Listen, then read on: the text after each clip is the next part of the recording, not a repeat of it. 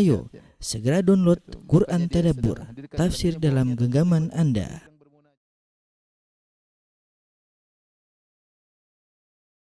Bismillahirrahmanirrahim. Assalamualaikum warahmatullahi wabarakatuh. Alhamdulillahi ala ihsani wa syukru lahu ala taufiqi wa amtinani. Asyhadu an la ilaha illallah wahdahu la syarika lahu ta'ziman li sya'nihi wa asyhadu anna Muhammadan abduhu wa rasuluhu da'ila ridwani. Allahumma salli alaihi wa ala alihi wa ashabi wa ikhwani. Ikhwan akhwat, para jemaah Masjid Tarbiyah yang dirahmati Allah Subhanahu wa taala, kita lanjutkan bahasan kita tentang Sirah Nabawiyah, dan kita pada pekan lalu telah membahas tentang Fatu Makkah, yaitu penaklukan kota Mekah, ya. Sudah kita jelaskan bagaimana pengkhianatan Quraisy yang bekerja sama dengan Banu Bakar sehingga membunuh sebagian dari Khuza'ah, sekitar ada 20 orang, yang Khuza'ah merupakan sekutu dari kaum muslimin dalam perjanjian Al-Hudaybiyah. Akhirnya kabilah Khuza'ah melaporkan kepada Nabi SAW, dan akhirnya Nabi SAW mempersiapkan pasukan untuk menyerang kota Mekah, sebagaimana pada pekan lalu telah kita bahas. Baik, maka Rasulullah SAW pun keluar bersama para sahabatnya menuju ke Mekah, dan Rasulullah SAW bersama sekitar 10.000 pasukan dari kaum muslimin, ya. Tidak seorang pun dari Muhajirin Ansar yang ketinggalan, semuanya ikut. Dan itu terjadi pada bulan Ramadan, ya, sehingga para sahabat ketika keluar ingin menyerang, menaklukkan kota Mekah, mereka dalam kondisi berpuasa. Beliau keluar di sekitar tanggal 10 Ramadan, keluar dari kota Madinah dan sampai di kota Mekah tanggal 19 Ramadan. Dan Rasulullah SAW ketika keluar, beliau menugaskan Aba Ruhm, ya, Kulthum bin Husain Al-Ghifari sebagai hakim di antara kalau ada yang terjadi di kota Madinah. Adapun beliau juga menugaskan Ibnu Ummi Maktum untuk memimpin salat sebagai pengganti beliau selama beliau bersafar untuk menaklukkan kota Mekah. Maka keluarlah Rasulullah SAW dengan pasukan yang begitu banyak.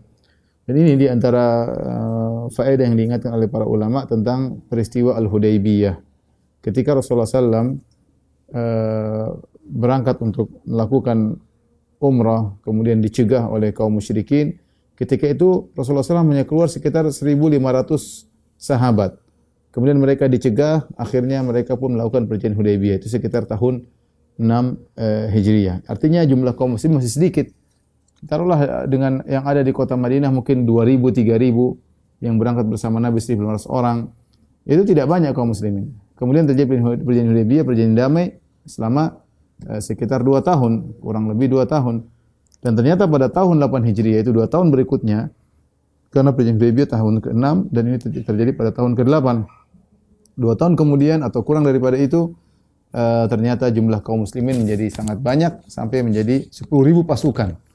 Ini menunjukkan bahwasanya dakwah dalam kondisi damai itu lebih efektif daripada dalam kondisi terjadi peperangan atau kondisi tidak stabil keamanan, ya. Lihatlah bagaimana dalam kondisi perjanjian Hudaybiyah Islam berkembang dengan begitu cepat. Yang Nabi SAW berdakwah 13 tahun di Mekah sampai tahun 6 Hijriah, yaitu 19 tahun, jumlah kaum muslim cuma 3.000-an. Namun ketika terjadi perjanjian damai, tambah sekitar 7.000 dalam waktu yang singkat, hampir sekitar 2 tahun saja, ya. Sementara selama 19 tahun cuma sekitar 3.000, kemudian 2 tahun bertambah menjadi 10.000, jadi sekitar pertambahan 7.000. Dan ini jumlah yang sangat besar ketika itu. Ini semakin menguatkan kita bahwasanya keamanan, ketentraman itu sangat diperlukan dalam dakwah. Karena kalau dalam kondisi tentram, tenang, stabil, maka orang akan mudah mencerna tentang Islam, apa yang disampaikan oleh para dai, terutama tentang Islam. Baik, ketika dalam perjalanan Rasulullah SAW melewati Al-Abwa atau Waddan. Ada suatu tempat yang Al-Abwa. Al-Abwa situlah tempat wafatnya ibunda Rasulullah SAW, Aminah bintu Wahab. Maka Rasulullah SAW pun menziarahi kuburan ibundanya.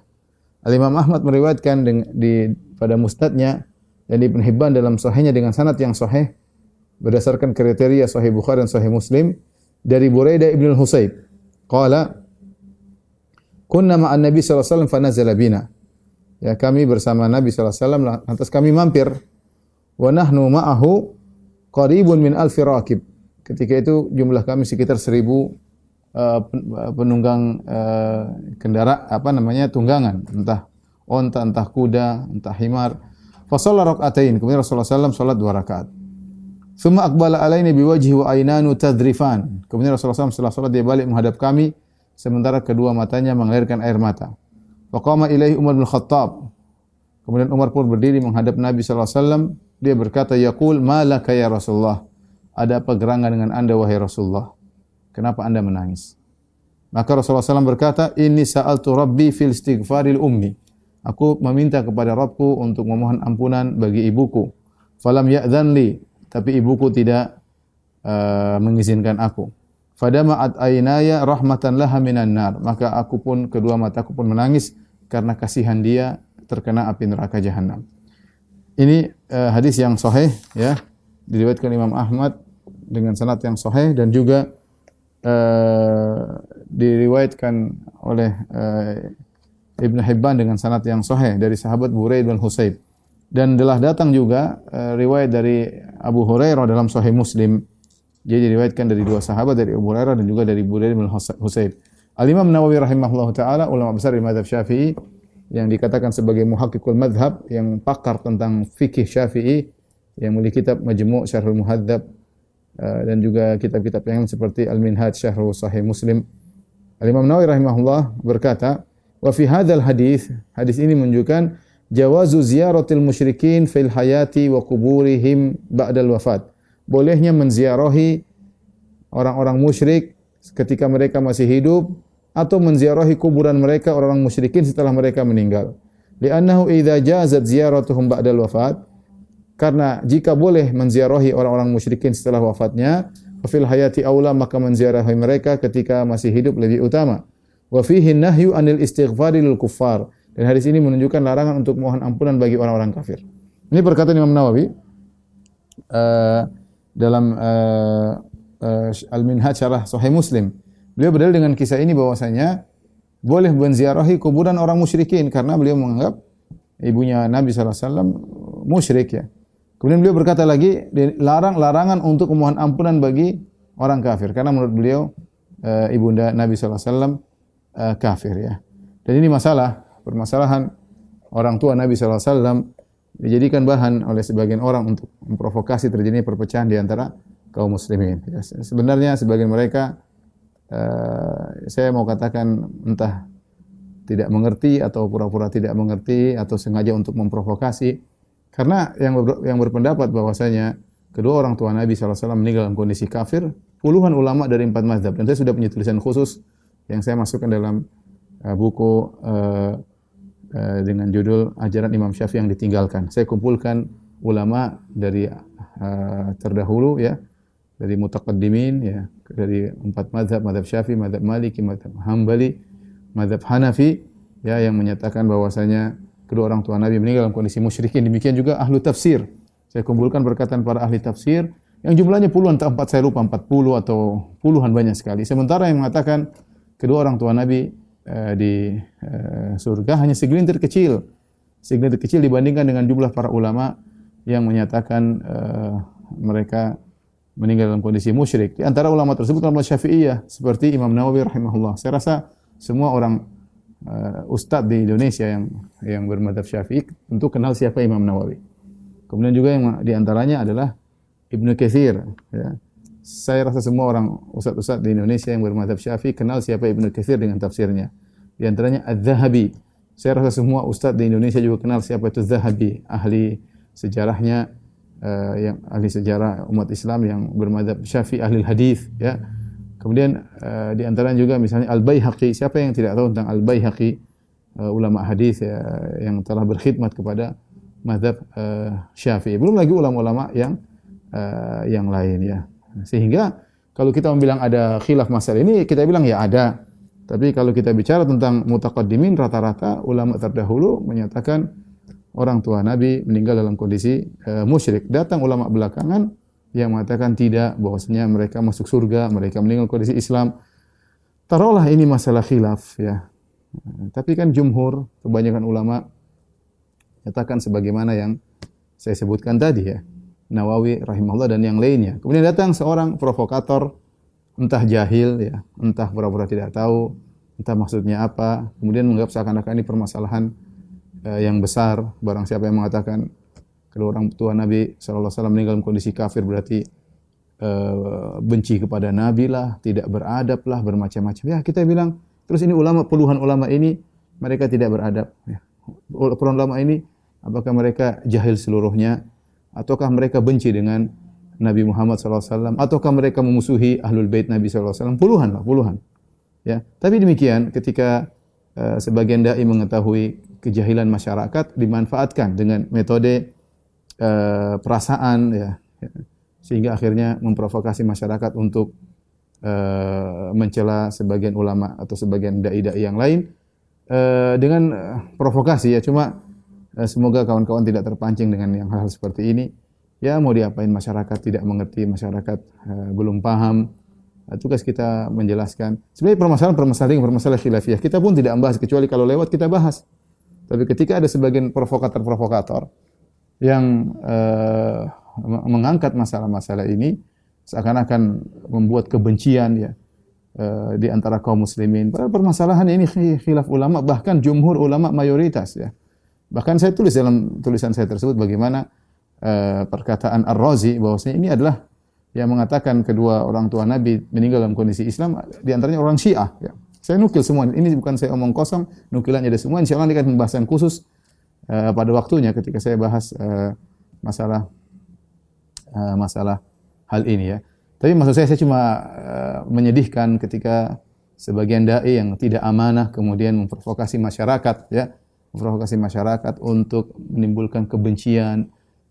Seakan-akan seorang dai yang mengatakan kedua orang tua Nabi meninggal dalam kondisi musyrik berarti sesaat benci kepada Nabi, benci kepada Ahlul Bait, ya, benci kepada Rasulullah sallallahu alaihi wasallam, menyakiti hati Nabi sallallahu alaihi wasallam dan yang lainnya. Makanya aneh kita bilang, lihat Imam Nawawi punya menulis banyak tentang sirah, Ibnu Katsir menulis banyak tentang sirah ya. Kemudian banyak Az-Zahabi menulis banyak tentang sirah. Ya. Mereka semua mengatakan bahwasanya kedua orang tua Nabi meninggal dalam kondisi musyrikin. Ya. Sementara ini orang-orang yang kemudian mengatakan orang tua Nabi mungkin di surga, yang dai-dai provokator, entah mereka pernah bahas sirah atau tidak, saya enggak tahu. Apakah mereka punya tulisan tentang sirah, wallahu alam. Apakah mereka punya majelis hadis, wallahu alam, besok orang-orang ini. Tapi kalau mereka provokasi, masya Allah luar biasa. Cuma saya harap kawan-kawan yang dalam tanda kutip dizolimi oleh mereka bersabar ya. Karena masyarakat memang tidak ngerti, ketidaktahuan masyarakat dimanfaatkan untuk mudah diprovokasi. Allahul musta'an. Baik, kita lanjutkan. Ini hanya intermezzo ya. Saya hanya ingin mengingatkan ya, agar kawan-kawan yang sudah mengenal sunnah sabar dan mengerti, jangan terprovokasi karena ada orang-orang jahil yang ingin mengadu domba di antara kaum muslimin. Baik, peristiwa berikutnya tentang Islamnya Abu Sufyan bin Harith dan Abdullah bin Abi Umayyah. Abu Sufyan bin Harith, ada Abu Sufyan bin Harb yang bapaknya Muawiyah bin Abi Sufyan. Itu dari Umawi. Ya. Adapun ini Abu Sufyan bin Harith adalah sepupunya Nabi SAW. Namanya Abu Sufyan ibn al-Harith bin Abdul Muttalib. Abdul Muttalib punya anak, diantaranya Al-Harith, diantaranya Abdullah bapaknya Nabi SAW, diantaranya Al-Abbas pamannya Nabi, diantaranya Hamzah. Bahkan kalau tidak salah termasuk anak yang besar, paling besar Al-Harith. Dia punya anak namanya Abu Sufyan. Kemudian juga adalah Abdullah bin Abi Umayyah. Abdullah bin Abi Umayyah adalah juga sepupu Nabi SAW karena Abdullah bin Abi Umayyah ibunya adalah Atikah bintu Abdul Muttalib.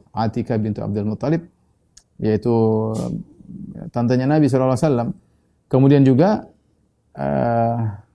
Abdullah bin Abi Umayyah punya saudari namanya Ummu Salamah, dan Ummu Salamah istri Nabi sallallahu alaihi wasallam ya. Jadi ini kedua orang ini kerabat Nabi dan ingin masuk Islam. Akan tetapi Nabi di awal tidak mau menerima Islam mereka karena begitu kerasnya permusuhan mereka kepada Rasulullah sallallahu alaihi wasallam ya.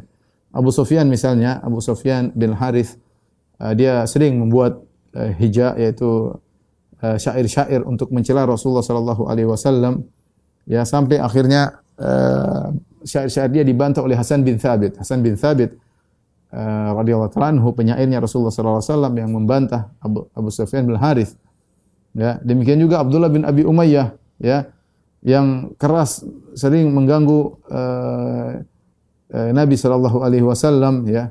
Maka ketika dua orang ini datang kepada Nabi sallallahu alaihi wasallam ingin menyatakan Islam, maka Rasulullah SAW a'rada anhuma. Rasulullah SAW berpaling, tidak mau melihat mereka berdua. Ya. Maka mereka berusaha masuk menemui Nabi sallallahu alaihi wasallam. Maka Ummu Salamah yang merupakan saudari dari Abdullah bin Abi Umayyah, istri Nabi sallallahu alaihi wasallam, ya, memberi masukan kepada Nabi. Dia berkata, Ummu Salamah radhiyallahu anha, ummul mukminin, "Ya Rasulullah, la yakuni ibnu ammika wa ibnu ammatika ashqan nasi bika." Ya Rasulullah, jangan sampai ibnu ammik, yaitu maksudnya Abu Sufyan bin Harits, ya, sepupumu, putra dari pamanmu, dan juga ibnu ammatik, putra dari bibimu, maksudnya Abdullah bin Umayyah, karena Abdullah bin Abi Umayyah ibunya adalah Atikah bintu Abdul Muttalib, tante Nabi sallallahu alaihi wasallam. Jangan sampai putra pamanmu dan putra tantemu merupakan orang yang paling merugi, ya, yang paling celaka dengan engkau, artinya yang paling sial, tidak beriman dengan engkau, ya. Ya, artinya Ummu Salamah mengatakan, terimalah mereka ketika mereka mau masuk Islam.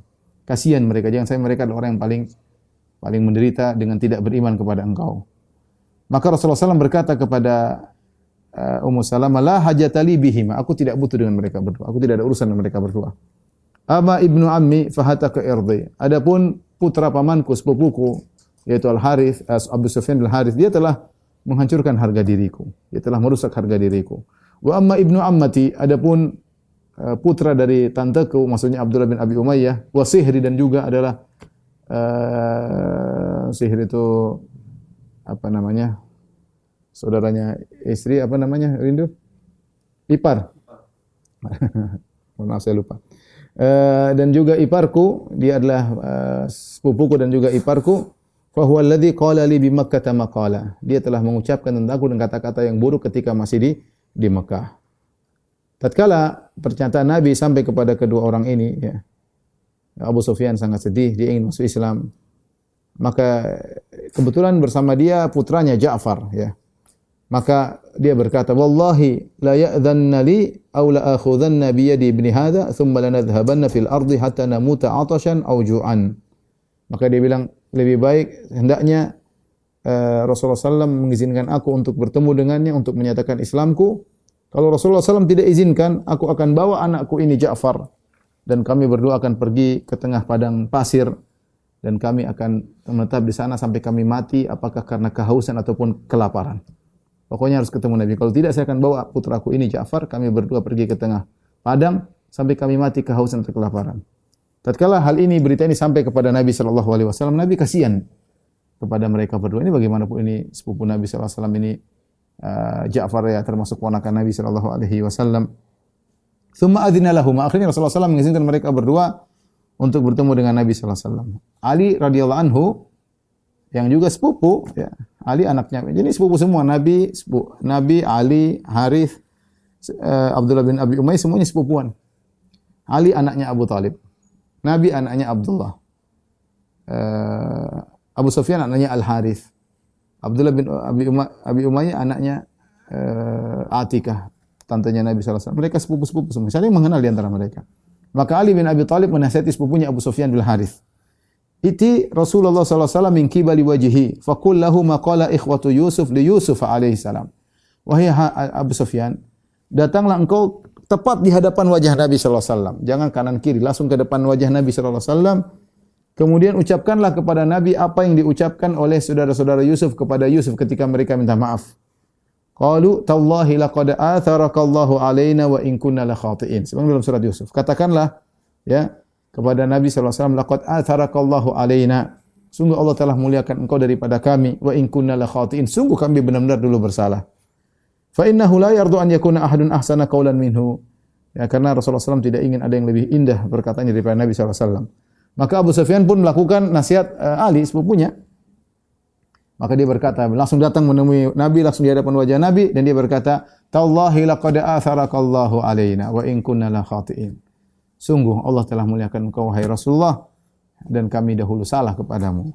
Nabi langsung menjawab dengan perkataan Nabi Yusuf alaihissalam, la tathriba alaikumul yawma yaghfirullahu lakum wa huwa arhamur rahimin. Tidak ada cercaan bagi kalian pada hari ini. Allah akan mengampuni dosa-dosa kalian. Sungguhnya Allah Maha Pengampun lagi Maha Penyayang. Akhirnya Abu Sufyan masuk Islam, Abdullah bin Abi Umayyah juga masuk Islam. Ya, Rasulullah SAW menerima Islam mereka berdua dan baguslah Islam mereka dan mereka berjihad di dalam peperangan, di dalam jihad-jihad. Ya, di antaranya Abu Sufyan begitu kokoh bersama Nabi dalam perang Hunain ketika orang-orang pada pasukan pada mundur. Abu Sufyan bin Harits menemani Nabi SAW di muqaddimah, di bagian depan pasukan. Insyaallah nanti kita bahas setelah perang Hunain. Abdullah bin Abi Umayyah juga ikut serta dalam Fatu Makkah dan ikut dalam perang Hunain dan akhirnya dia mati syahid dalam Ghazwatul Taif, dalam perang Taif.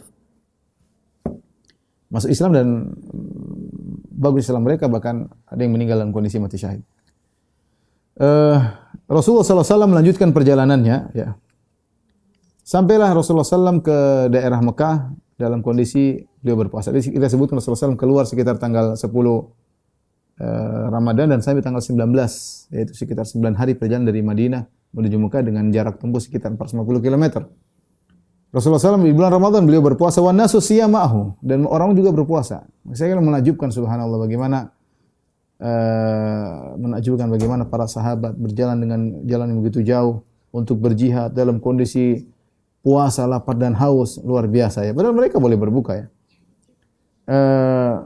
Ibnu Abbas meriwayatkan dalam Sahih Bukhari dan Sahih Muslim, inna Nabi sallallahu alaihi wasallam kharaja fi Ramadan minal Madinah. Rasulullah SAW keluar di bulan Ramadan dari kota Madinah. Wa ma'ahu asyratu alaf. Bersama beliau ada 10.000 pasukan. Ya. Kemudian fasara huwa wa man ma'ahu minal muslimin ila Makkah. Fasara, kemudian dia pun berjalan bersama pasukannya menuju kota Mekah. Yasumu wa yasumun. Rasulullah SAW berpuasa dan pasukan juga berpuasa. Hatta balagal Kadid. Sampailah tiba di suatu daerah namanya Al-Kadid wa huwa ma'un baina Usfan wa Qudayd. Itu sudah dekat Mekah, ada daerah namanya Al-Kadid, situ ada sumber air terletak antara Usfan dan Qudayd. Aftara wa fatiru. Akhirnya Rasulullah SAW berbuka di situ. Akhirnya para sahabat juga ikut berbuka. Al-Imam Malik meriwayatkan dalam Muwatta dengan sanad yang sahih dari Abu Bakar bin Abdurrahman bin an rajulin min sahabat. Ada seorang dari sahabat meriwayatkan, qala ra'aitu Rasulullah SAW bil arji. Aku melihat Rasulullah SAW suatu tempat, suatu wilayah namanya Al-Arj. Yasubbul ma'a ala ra'sihi min al-atash. Rasulullah SAW menuangkan air di wajahnya karena kehausan. Atau min al-har, atau karena kepanasan. Thumma qila li Rasulullah sallallahu alaihi wasallam, ya Rasulullah, inna ta'ifat minan nas qad shamu hina sumta. Maka ada yang mengatakan, ya Rasulullah, orang-orang pada puasa tatkala mereka tahu engkau berpuasa. Qala falamma kana Rasulullah sallallahu bil Kadid da'a bi qadahin fasyariba fa aftara an-nas. Maka Rasulullah melanjutkan perjalanan ketika sampai di Kadid, tempat tadi antara Usfan dengan Qudayd, maka Rasulullah SAW minta didatangkan secangkir minuman, kemudian Rasulullah SAW minum di hadapan para sahabat. Mereka lihat di siang hari bulan Ramadan Rasulullah SAW minum. Akhirnya orang-orang pun pada berbuka, Rasulullah SAW buka puasa. Dalam riwayat yang lain, hatta balagha Usfan, tatkala Rasulullah sampai ke Usfan, tsumma da'a bi ina'in. Rasulullah SAW minta didatangkan cangkir atau tempat minum.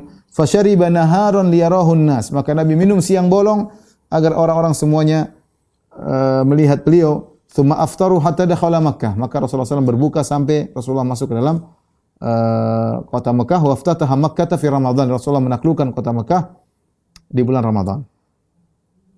Demikian juga hadis riwayat oleh Abu Sa'id Al-Khudri. Beliau berkata, safarna ma Rasulullah SAW ila Makkah wa nahnu siyam. Kami bersafar bersama Nabi SAW ke kota Mekah dan kami dalam kondisi berpuasa. Fanazalna manzilan. Kami mampir suatu tempat. Faqala Rasulullah SAW berkata, ini kenapa Rasulullah SAW suruh berbuka? Ada maslahat.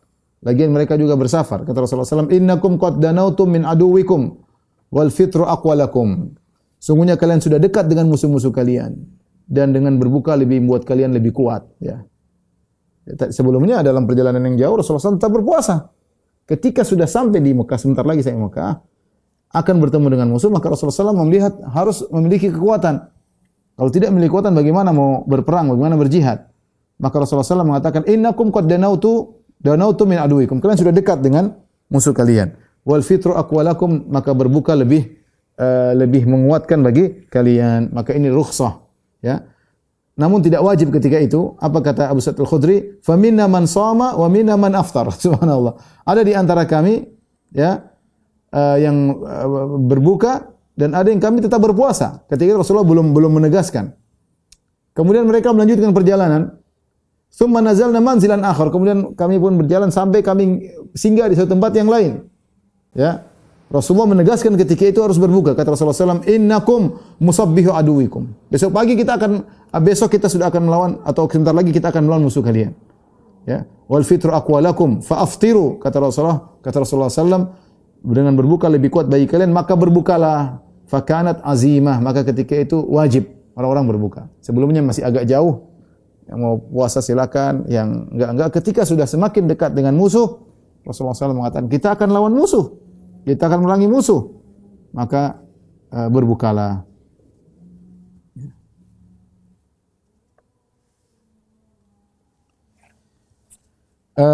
Kemudian para sahabat ketika sampai di Marri Dhahran, mereka ada kebetulan melewati pohon-pohon siwak, ya. Yajnuna thamarul kabath. Mereka pun mencari buah-buahan dari kabath. Kabath itu kayu siwak, ada buahnya. Sebagaimana diriwayatkan oleh Imam Bukhari, Imam Muslim dari Jabir bin Abdullah radhiyallahu anhuma, qala, beliau berkata, "Kunna ma'a Rasulillah sallallahu alaihi wasallam najnil kabath." Kami bersama Nabi sallallahu alaihi wasallam kami ngambil buah-buah yang ada di pohon-pohon siwak. Qala Rasulullah sallallahu alaihi wasallam, "Alaikum bil aswad minhu." Hendaknya kalian mencari buah yang warna hitam. Fa innahu atyabuhu, karena buah yang warna hitam dari buah-buah yang ada itu yang paling enak. Qala, kami berkata, "Qulna akunta tar'al ghanam ya Rasulullah?" Kok Anda tahu buah yang hitam lebih enak daripada yang lain? Apakah Anda pernah mengembalakan kambing? Maka Rasulullah SAW berkata, "Na'am, wa hal min nabiyyin illa qad ra'aha." Ya, tentu tidak ada seorang nabi pun kecuali pernah mengembalakan kambing. Di antara orang-orang yang mengambil buah-buah dari kayu arak tersebut, dari pohon siwak tersebut, adalah Ibnu Mas'ud radhiyallahu taala anhu, sahabat mulia yang termasuk awal-awal masuk Islam. Seorang yang kurus, Ibnu Mas'ud radhiyallahu anhu. Ya,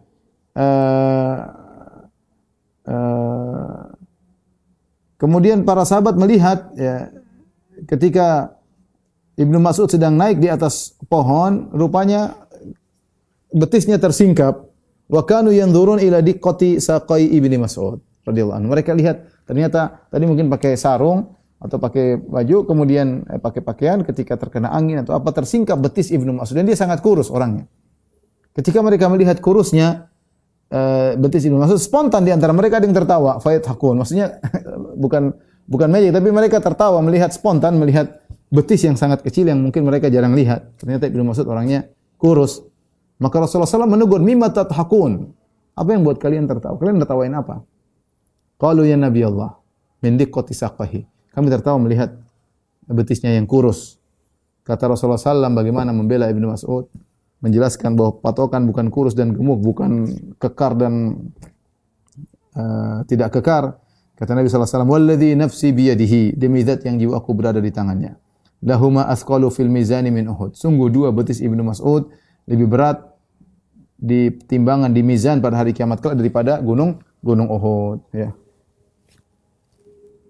Setelah itu Rasulullah SAW juga menyuruh para sahabat untuk nyalakan api di Marri Dhahran. Marri Dhahran sudah dekat dengan kota Mekah. Ya. Di malam hari Rasulullah SAW suruh menyalakan api yang besar. Ya. Maka mereka pun menyalakan api yang sangat besar sehingga menimbulkan pemandangan yang dahsyat. Semua tanah begitu luas dipenuhi dengan api. Ya. Dan Rasulullah SAW menugaskan Umar sebagai penjaga di malam hari tersebut. Dan ada kisah sebelumnya, sebelum Nabi sampai ke Mekah, ketika Nabi baru sampai ke Juhfah, beliau bertemu dengan Abbas bin Abdul Muttalib. Al-Abbas bin Abdul Muttalib ketika itu keluar bersama keluarganya untuk berhijrah ke kota Madinah. Dia enggak tahu kalau Nabi SAW ternyata sudah keluar dari kota Madinah menuju Mekah untuk memerangi penduduk kota Mekah. Karena pengkhianatan yang mereka lakukan. Al-Abbas enggak tahu karena Rasulullah, sebagaimana kita sampaikan pada pekan lalu, Rasulullah SAW berdoa, "Ya Allah, ambillah mata-mata orang Quraisy." Sehingga orang mata-matanya orang Quraisy yang mereka suruh kirim lihat-lihat, mereka enggak tahu. Benar-benar Allah tutup mata mereka sehingga mereka tidak melihat. Ketika Nabi SAW keluar dari Madinah menuju Mekah, penduduk Mekah tidak tahu. Di antaranya pamannya Al-Abbas bin Abdul Muttalib. Al-Abbas bin Abdul Muttalib yang menakjubkan. Dia paman Nabi, dia baik sama Nabi, dia sering memberi kabar kepada Nabi SAW. Dia tidak masuk Islamnya belakangan. Masuk Islamnya belakangan, ya. Ada khilaf di kalangan para ulama kapan dia masuk Islam. Tapi yang jelas ketika perang Badar, dia termasuk yang ditawan. Tawanan dari orang-orang musyrikin Mekah termasuk ditawan oleh kaum muslimin. Dan dia termasuk orang yang menebus dirinya dengan harga yang mahal. Sekian berapa kilo emas untuk bisa menebus dirinya, kan dia orang kaya. Nabi justru suruh dia bayar dengan mahal meskipun itu paman Nabi sallallahu alaihi wasallam. Tapi dia baik kepada Nabi. Sejak awal ketika Nabi bertemu dengan sebelum Nabi berhijrah, Nabi bertemu dengan kaum Ansar. Yang nemani siapa? Al-Abbas bin Abdul Muttalib. Yang nemani dia memastikan ponakannya ini benar-benar dinaungi enggak, diayomi enggak oleh penduduk kota Madinah. Sampai dia mengatakan, kalau kalian tidak bisa, biarkan ponakanku bersama kami. Kita di sini cukup kuat menjaga dia. Kita punya kabilah untuk menjaga dia. Kata mereka, memastikan mereka bisa jaga Nabi. Akhirnya pamannya Nabi melepaskan Nabi. Tapi dia enggak masuk Islam. Dia enggak masuk Islam. Sampai akhirnya perang Badar, dia ditawan dan akhirnya dia tebus dirinya dengan harga yang banyak. Ketika perang Uhud, dia kirim surat kepada Nabi, ya Rasulullah, ya Muhammad, ponakanku bahwasanya pasukan kaum musyrikin sudah meninggalkan kota Mekah untuk menyerang dengan jumlah sekian-sekian. Baru dia masuk Islam menjelang Fatu Makkah, berhijrah. Dia berhijrah dengan keluarganya menuju kota Madinah. Dia tidak tahu Nabi sedang keluar. Akhirnya ketemu di tengah jalan. Ketika Rasulullah SAW melihat pamannya, maka Rasulullah SAW gembira dengan luar biasa. Pamannya beliau sangat sayang ya. Ketika itu paman Nabi yang masih hidup siapa? Tinggal Al-Abbas bin Abdul Muttalib. Sudah enggak ada lagi yang lain. Abu Lahab sudah tewas ya. Hamzah bin Abdul Muttalib sudah meninggal mati syahid. Kemudian Abu Talib, paman yang juga dia cintai tapi meninggal dalam kondisi kafir. Pamannya tinggal satu, tinggal Abbas bin Abdul Muttalib. Bagaimana Nabi tidak sayang sama ini? Pamannya, omnya tinggal satu ini, yang lain sudah meninggal dunia. Yang lain sudah meninggal. Ini omnya muda, tapi ini omnya Nabi sallallahu alaihi wasallam. Maka ketika dia lihat omnya datang, Al-Abbas bin Abdul Muttalib datang dengan keluarganya mau berhijrah, maka Nabi sangat gembira ya. Dan maka dikatakan oleh para ulama, inilah orang yang paling terakhir berhijrah. Meskipun belum sampai ke Madinah tapi sudah menuju kota Madinah, dia yang paling terakhir berhijrah. Karena yang setelah itu tidak dikatakan lagi hijrah setelah Fatu Makkah. Kata Nabi sallallahu alaihi wasallam, la hijrata ba'dal fathi. Tidak ada hijrah lagi setelah Fatu Makkah.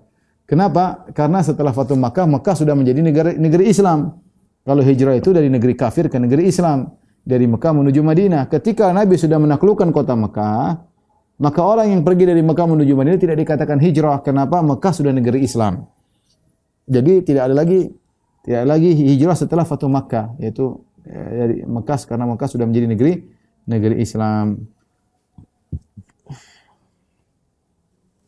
Tadi saya katakan para ulama khilaf tentang kapan Islamnya Al-Abbas bin Abdul Muttalib. Tapi intinya beliau berhijrah ya. Beliau berhijrah dan sangat menggembirakan Nabi sallallahu alaihi wasallam.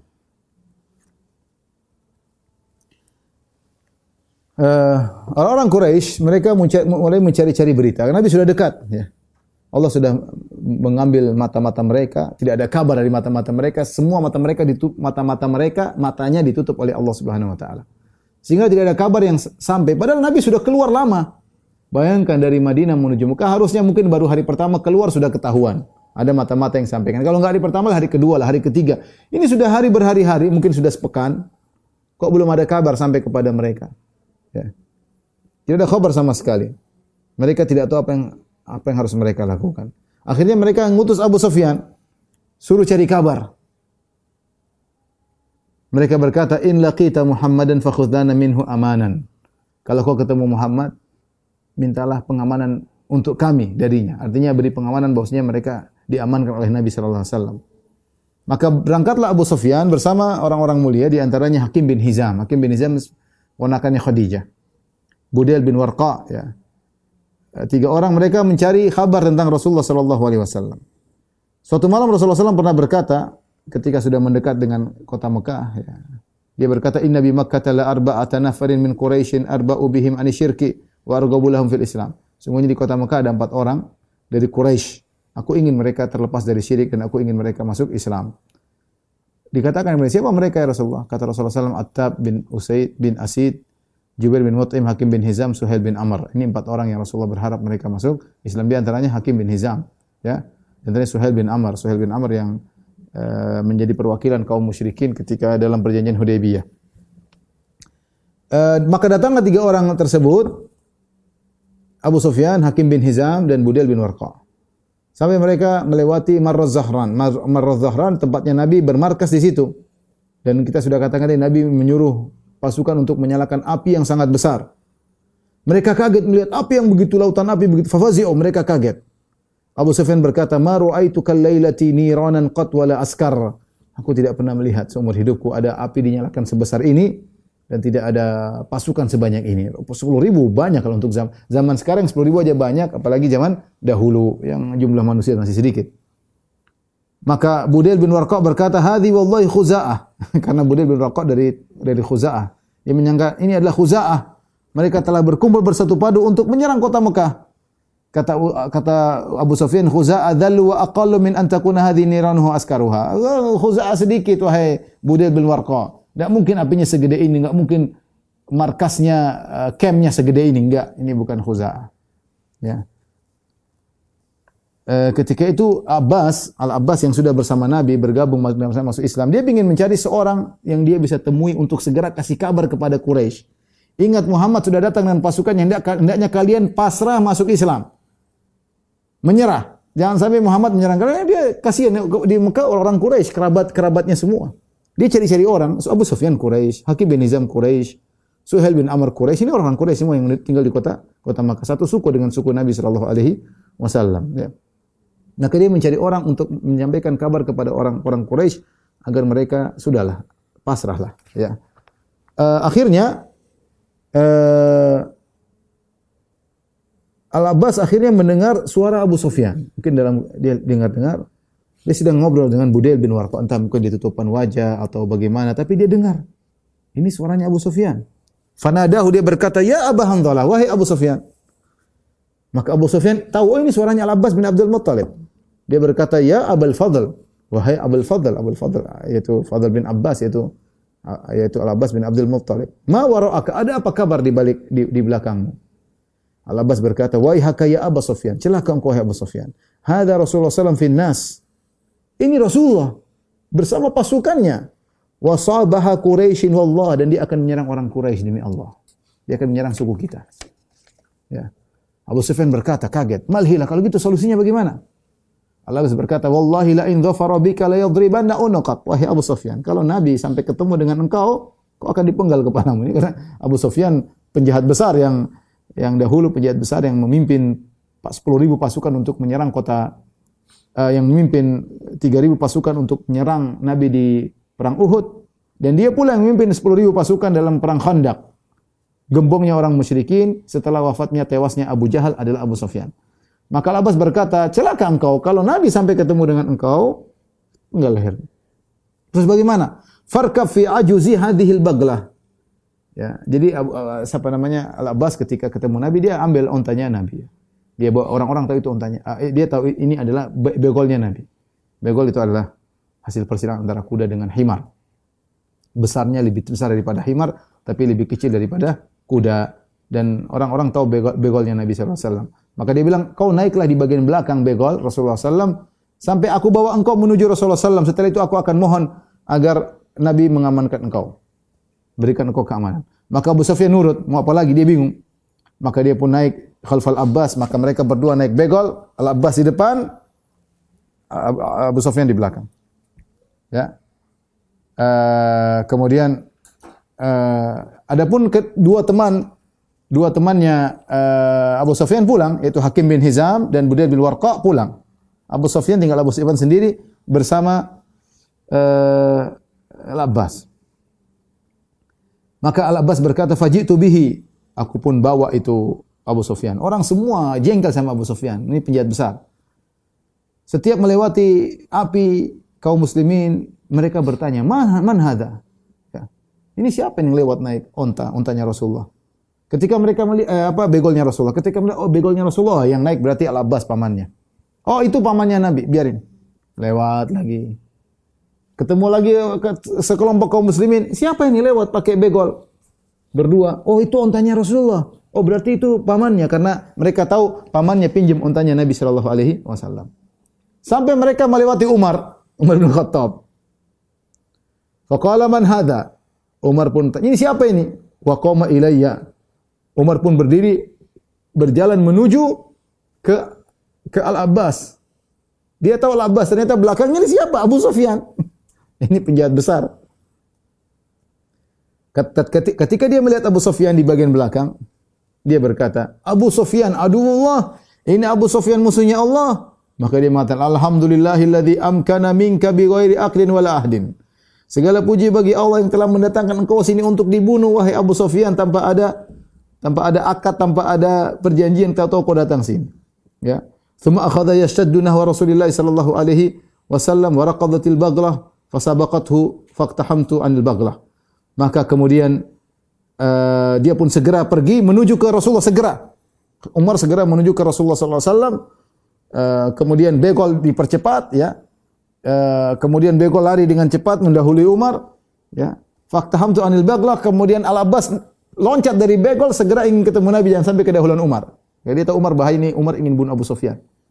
Umar ingin bunuh Sufyan, maka Al-Abbas ingin mencari solusi dengan cepat, dia loncat dari begolnya, kemudian segera masuk menemui Nabi sallallahu alaihi wasallam. Aku pun segera menemui Nabi, kemudian Umar muncul belakangan.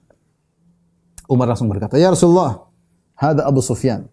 Qad amkana Allahu minhu bi ghairi aqdin wala ahdin, fada'ni fala adrib unuqahu." Ya Rasulullah, Abu Sufyan, Allah telah memudahkan kita untuk menguasainya, ya, tanpa perjanjian, tanpa akad. Fada'ni fal adrib unuqahu. Biarkan aku penggal lehernya, ya Rasulullah. Nah, ini penjahat besar yang dulu bikin masalah di perang Uhud, bikin masalah perang Khandaq, ini pimpinannya. Fakultu Al-Abbas bela. Al-Abbas berkata, "Ya Rasulullah, inni qad ajartuhu." Ya Rasulullah, aku sudah masuk Islam dan aku telah memberi pengamanan kepada Abu Sufyan. Ya sudah, dan ini berlaku, orang muslim boleh memberi pengamanan kepada orang kafir. Tsumma jalasa ila Rasulullah sallam. Aku pun duduk dekat Rasulullah sallam, ini ponakannya. Al-Abbas pamannya. Aktsara Umar fi sya'ni Abi Sufyan. Maka Umar ngomong terus, "Ya Rasulullah, biar aku penggal lehernya. Ini Umar begini, ini Abu Sufyan begini, Abu Sufyan, biar aku penggal lehernya." Qultu mahlan ya Umar, kata Al-Abbas, sebentar wahai Umar. Wallahi law kana min rijali bani Adi bin Ka'ab, ma qulta hadza. Seandainya Abu Sufyan ini dari sukumu, ya Quraisy banyak, ini dari Bani Umayyah. Kalau Umar Al-Adawi dari Bani Adi. Seandainya Abu Sufyan dari sukumu, dari Bani Adi bin Ka'ab, kau tidak akan ngomong seperti ini, ingin membunuhnya. Walakinnaka qad arafta annahu min rijali Bani Abdi Manaf. Tapi kau tahu bahwasanya Abu Sufyan dari keturunan Bani Abdul Manaf. Makanya kau begitu. Kata Al-Abbas bin Abdul Muttalib kepada Umar. Kata Umar, bukan masalah suku. Kata Umar, mahlan ya Abbas. Umar juga menghormati Abbas pamannya Nabi. Dia mengatakan, mahlan ya Abbas. Sebentar wahai Abbas. Bukan itu maksudku, bukan karena suku-suku, ya. Fa wallahi la islamuka yauma aslamta kana ahabba ilayya min islamil Khattab law aslam. Umar mengucapkan perkataan yang sangat menakjubkan, bagaimana cintanya dia kepada Ahlul Bait. Dia berkata, bukan begitu wahai Al-Abbas, aku bukan masalah suku. Demi Allah, Islamnya engkau ketika kau masuk Islam lebih aku cintai daripada Islamnya bapakku seandainya dia masuk Islam. Saya lebih berangan-angan kau masuk Islam agar Nabi senang karena kau pamannya Nabi daripada bapakku yang masuk Islam kalau seandainya dia masuk Islam. Perkataan yang menakjubkan dari Umar, ya. Intinya Umar membantah, saya tidak begitu, bukan masalah suku, tapi ini dulu penjahat besar. Faqala Rasulullah sallallahu alaihi wasallam, "Idhhab bihi ya Abbas ila rahlik." Bawa oleh Abbas, bawa Abu Sufyan ke tempat kemahmu. Fa idza asbahta fa'tini bihi. Kalau sudah pagi bawa Abu Sufyan kemari. Rasulullah melihat kondisi agak Umar lagi emosi dan yang lain. Kata Al-Abbas, maka aku pun bawa Abu Sufyan kepada di kemahku, maka dia pun tidur bersamaku. Tatkala tiba pagi hari, aku segera datang menemui Rasulullah sallallahu alaihi wasallam. Tatkala Rasulullah SAW sambil bawa Abu Sufyan, ketika Rasulullah melihat Abu Sufyan di pagi hari, Rasulullah berkata, "Waihaka ya Abu Sufyan, celaka engkau ya Abu Sufyan. Alam ya'ni laka an ta'lam annahu la ilaha illallah." Bukankah tiba saatnya sekarang kau tahu tidak ada sembah yang berhak disembah kecuali Allah? Abu Sufyan terima. Bi abi anta wa ummi, ma ahlamaka wa akramaka wa awsalaka. Dia puji Nabi, dia mengatakan, betapa santunnya engkau wahai Muhammad. Betapa baiknya engkau wahai Muhammad. Betapa engkau menyambung silaturahmi Muhammad. Ini sama-sama Quraisy. Sama-sama dari keturunan Banu Abdi Manaf. Cuma kaki mereka beda. Mbah-mbah mereka di atasnya sama. Sama-sama Banu Abdi Manaf. Wallahi laqad dhanantu an law kana ma'allahi ilahun ghairu laqad aghna anni syai'an ba'du. Benar wahai Muhammad. Seandainya ada Tuhan selain Allah, tentu aku sudah tidak seperti ini, ya. Aku telah dicukupkan oleh Tuhan tersebut, tapi tidak ada. Tidak ada. Sudah, dia sudah ngakui tidak ada sembahan kecuali Allah Subhanahu wa taala. Rasulullah berkata lagi, "Wahai ya Abu Sufyan, celaka engkau wahai Abu Sufyan. Alam ya'ni laka an ta'lam anni Rasulullah? Tidakkah tiba waktunya sekarang kau tahu aku ini utusan Allah?" Rasulullah kata Abu Sufyan, "Ma ahlamaka wa akramaka wa awsalaka." Sungguh santun engkau wahai. Sungguh hilm itu maksudnya memaafkan ketika mampu untuk membalas. Namanya hilm. Di antara sifat Allah adalah Halim. Jadi dia mengatakan, "Ma ahlamaka," betapa baiknya engkau wahai Muhammad. Kau bisa membunuh aku, kau bisa nyiksa aku, tapi kau maafkan aku. Artinya kalau ingin balas kepada Abu Sufyan gampang. Ini penjahat besar. Dan ini ingat, ini mertuanya Nabi SAW. Abu Sufyan mertuanya. Karena Nabi menikah dengan Ramlah, Ummu Habibah, bintu Abu Sufyan. Bintu Abi Sufyan. Jadi Rasulullah sedang berbicara tentang dengan mertuanya. Dan mertuanya sedang berbicara tentang dengan menantunya. Tapi Rasulullah berkata, "Wahai haka, celaka engkau wahai Abu Sufyan, wahai mertuaku. Alam ya'nilaka anta alam anni Rasulullah, tidak kau sekarang waktu saatnya tahu aku ini utusan Tuhan, utusan Allah. Yang kau tadi akui bahwa tidak ada sembahan yang berhak disembah kecuali Dia." Maka Abu Sufyan berkata, "Ma ahlamaka wa akramaka wa salak." Ya Muhammad, betapa baiknya engkau, betapa dermawannya engkau, betapa mulianya engkau, betapa engkau menyambung silaturahmi. Amma hadhihi, dan dia jujur, dia memang adapun yang ini, yang tadi saya akui yang pertama, yang ini fa inna fi nafsi minha hatta al-an syai'an. Sampai sekarang saya belum legowo. Saya masih belum bisa terima, kata Abu Sufyan. Dia jujur. Al-Abbas pamannya Nabi berkata, "Waihak," yang dia bawa, dia ingin Abu Sufyan masuk Islam. Kata Al-Abbas, "Celaka engkau wahai Abu Sufyan, aslim, masuk Islamlah engkau. Washhad an la ilaha illallah wa anna Muhammadan Rasulullah." Bersaksilah tidak ada sembahan yang berhak disembah kecuali Allah, dan bersaksilah Muhammad utusan Allah. Qabla an tudrab unukuk, sebelum kau dipenggal lehermu. Akhirnya Abu Sufyan ada keraguan tadi, dia buang, dia mengatakan asyhadu an la ilaha illallah wa asyhadu anna Muhammadar Rasulullah. Masuk Islam lah. Ya, begitulah. Terkadang orang masuk Islam harus ditegasin sedikit, ya. Dan Rasulullah ingin Abu Sufyan masuk Islam. Bahkan di antara perkataan para ulama, kenapa Rasulullah menikah dengan Ramlah bintu Abu Sufyan, putrinya, berharap Abu Sufyan menjadi tokoh Quraisy. Kalau dia masuk Islam, yang lain yang ikut banyak. Maka lihat Al-Abbas cerdas, dia berkata, "Ya Rasulullah, inna Abu Sufyan rajulun yuhibbul fakhr faj'alahu syai'an." Ya Rasul, Abu Sufyan ini orang yang suka dihormati. Dia ingin kebanggaan. Berilah kepada dia sesuatu yang bisa dia banggakan.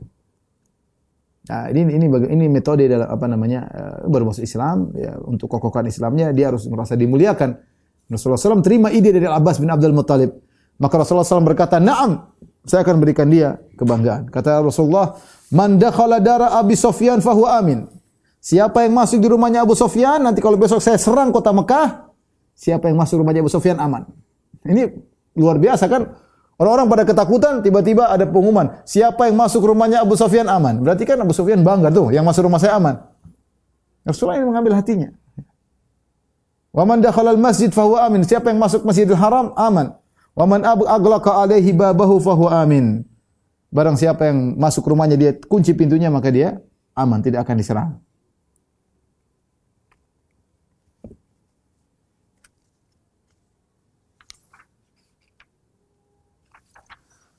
Baik, kemudian Rasulullah SAW melanjutkan perjalanan, meninggalkan Marra Zahran menuju kota Mekah. Ya, sedikit lagi sampai. Dan Rasulullah SAW melewati pasukannya yang dari situ ada kaum Muhajirin, kaum Ansar, disebut Katibatihi Al-Khadra. Disebut Al-Khadra itu hijau, tapi maksudnya mereka menggunakan baju dirak, baju perang, ya. Sehingga kelihatan berwarna hitam seperti hijau tua. Wala ahad ma'ahum la yura min ilal hadaq min al-hadid, ya. Semuanya serius, ya, bersama Nabi sallallahu alaihi wasallam, ya. Semuanya meliputi Nabi sallallahu alaihi wasallam. Rasulullah SAW naik ontanya Al-Qaswa. Kemudian bendera kaum Muhajirin dipegang oleh Zubair bin Awam, dan bendera kaum Ansar dipegang oleh Sa'ad bin Ubadah, ya. Sa'ad bin Ubadah dari Al-Khazraj. Maka Abu Sufyan berkata, "Subhanallah ya Abbas, man haula?" Kata Abu Sufyan, "Ya Abbas, Maha Suci Allah, itu siapa orang pasukannya Nabi itu? Ramai begitu, kemudian serius meliputi Nabi, pegang bendera. Ini siap menyerang kota Mekah." Maka Al-Abbas berkata, "Hadza Rasulullah fil Muhajirin wal Ansar." Ini Rasulullah sedang diliputi oleh kaum Muhajirin, kaum Ansar. Abu Sufyan berkata, "Ma li ahadin bihaula'i kibalun wala taqah." Tidak ada orang yang bisa melawan mereka pada hari ini. Ya, kemudian Abu Sufyan berkata kepada Al-Abbas, "Wallahi ya Abul Fadl, laqad asbaha mulku ibni akhika al-yawma 'aziman." Maka Abu Sufyan berkata, demi Allah wahai Al-Abbas, sungguh kerajaan ponakanmu sudah menjadi kerajaan besar. Dia masih bicara tentang kerajaan. Ini kerajaan ponakanmu, maksudnya Muhammad SAW menjadi kerajaan yang besar. Apa kata Al-Abbas? Wai haka ya Abu Sufyan, innahan nubuwah. Celaka engkau ya Abu Sufyan, ini bukan masalah kerajaan, ini nabi. Ini adalah kenabian, bukan kerajaan. Kata Abu Sufyan, "Na'am, benar ini kenabian, bukan kerajaan." Tatkala kaum Ansar melewati Abu Sufyan, Abu Sa'ad bin Ubadah, pemimpin kaum Ansar yang memegang bendera peperangan, berteriak, "Ya Abu Sufyan, al-yawma yaumul malhama." Wahai Abu Sufyan, hari ini hari pertumpahan darah, hari peperangan. Al-yawma tustahallul Ka'bah. Hari ini insyaallah Ka'bah akan kita kuasai.